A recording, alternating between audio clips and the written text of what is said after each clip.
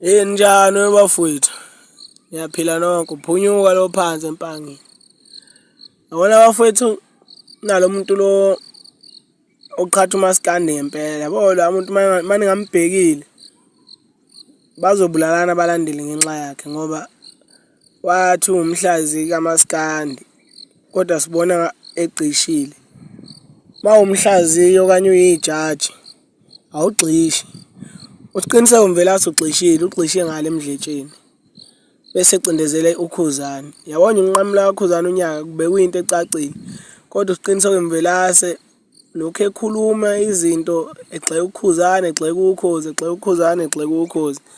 I-wrong lento eyenziwa usiqiniseko. Futhi manje ngayiboni manje. Noyibonile ngaselishonile sebebulalene abantu ngoba khona abantu abalandela usiqiniseko abayilalelayo into eshiwo usiqiniseko. Abaningi bekholelwe futhi kuyona. Kanti usiqiniseko usuke ebhede. Mawukuthi usiqiniseko umuntu okhuluma iqiniso. Kumele mayegxeka umthandeni, egxeka umthandeni ngaleso sikhathi engamfaka ukhuzani. Mayekhuluma ngokhuzani, ekhulume ngokhuzani engamfaka umthandeni. Mawuqiniseko uyawubonda nje umaskandi, uyawubonda, uyawuxova umaskandi usiqiniseko. Samele etshelwe abadala mhlawumbe abantu abanye ukuthi hayi lento yenza mfowethu mvelase iyabheda. Bebemseka abaningi usiqiniseko ekhuluma izinto ebhede. Kodwa manje yabona nje usiqiniseko lento ayenzayo uyabheda.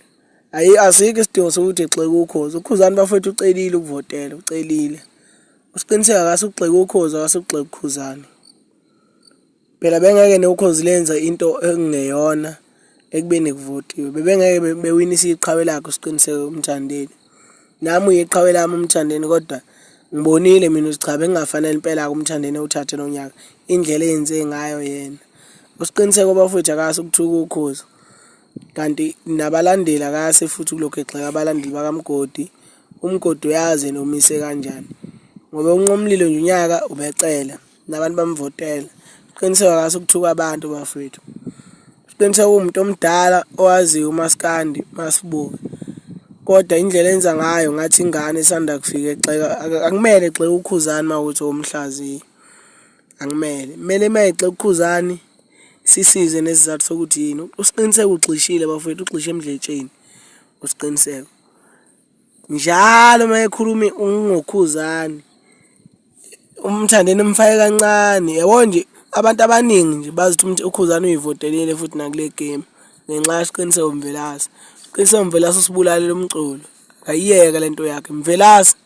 Iyeke lento yakho malume ngiyacela iyeke. Izobulalisa abantu lento yakho ngoba kunabantu abamthanda ngempela ukhuzani, kunabantu abamthanda ngempela umthandeni. Omunye olalela ivideo yakho bese kulalela la usiqiniseko uthini.